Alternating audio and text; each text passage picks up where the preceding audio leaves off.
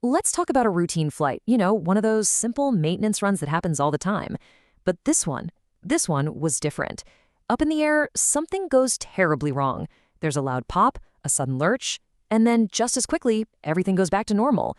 But what the pilot couldn't have known, was that they had just survived a nearly perfect crime. This is a story of sabotage and how it was all unraveled by a complete accident. So here's the setup.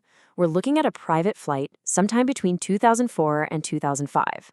It's a U.S. registered plane flying out of Guyana in South America, heading up to Miami, Florida. And the whole reason for the trip? Just a standard, boring annual inspection. You've got the pilot and 3 other people on board. From the outside, everything looks totally by the book. But of course, we know now that something was dangerously, fatally wrong. And the secret, well, it was hidden in the one place you wouldn't find it until it was way, way too late. So that brings us to the big question. What on earth was lurking inside the engines of this plane? Now, you'd think this mystery would unravel at 30,000 feet, right? But nope. The story actually kicks off after the plane landed safely, sitting quietly in a maintenance hangar down in Florida. And this is the moment where everything changes. Someone connected to the aircraft gets a call, an urgent summons to the hangar.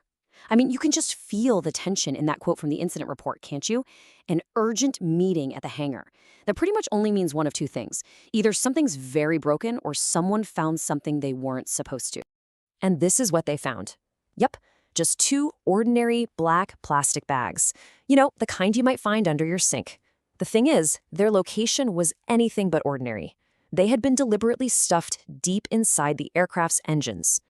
So, to break it down, mechanics found these plastic bags wrapped tightly around both of the engine's air filters. And let's be real, there is absolutely no way this happens by accident. The conclusion was immediate and, honestly, pretty chilling. This was deliberate sabotage.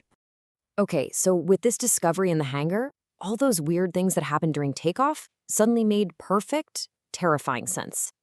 To really get how close this came to a total disaster, we have to rewind the clock and go back to that runway in Guyana. So try to picture this from the cockpit. The pilot is gunning it down the runway, but something feels off. The engines just aren't giving him the power he expects. Then, right at that critical moment of liftoff, there's a loud pop, something you can not only hear but feel through the entire plane.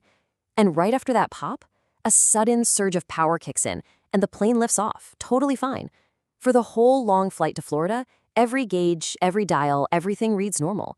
It was a total mystery, until they found the bags.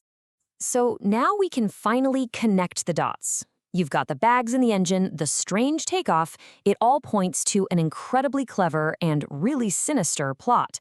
A plot designed to leave absolutely no trace behind. The plan itself was just diabolically simple. Step 1, stuff the bags around the air filters.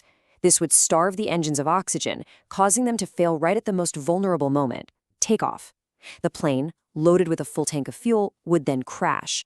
And here's the really twisted part. The massive fire from the crash would have completely melted those plastic bags, erasing every last shred of evidence. It would have just been chalked up as another tragic accident. It was a perfect plan. On paper, it should have worked flawlessly. Which brings us to the biggest, most important question in his whole story. If the engines were literally being suffocated, why on earth didn't the plane crash?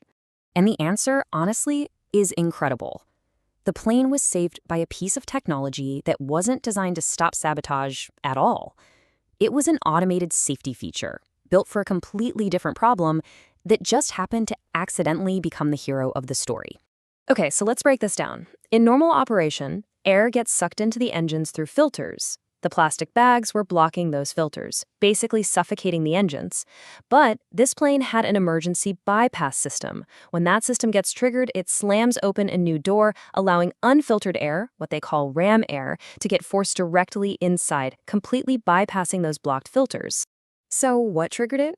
Well, the system is really designed to fight one specific thing: a massive buildup of ice on the air intakes. So when the engine's computer felt that power starvation from the plastic bags, it couldn't tell the difference. It just made an assumption.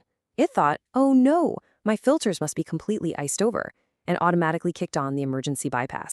And that loud pop the pilot heard during takeoff? That was the sound of those bypass doors snapping open. It was the sound of the engines suddenly taking a massive, life-saving gulp of air. And that gulp is what gave them that sudden surge of power they needed to get airborne safely. So the plane and everyone on it were saved by a computer making a mistake. It's wild. But it still leaves one huge question hanging in the air. Who would do this, and why? Well, the investigation turned up some, let's just say, interesting possibilities.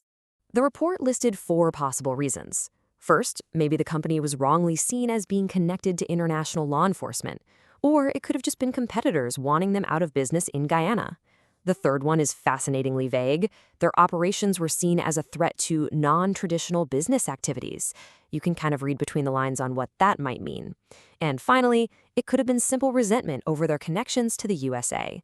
Whatever the real reason, it's clear this was a high-stakes world. And that brings us to our final, pretty chilling thought. The survival of 4 people, this whole story, it all hinged on a complete accident. A safety feature being triggered for the wrong reason at the exact right time. It really makes you wonder, doesn't it?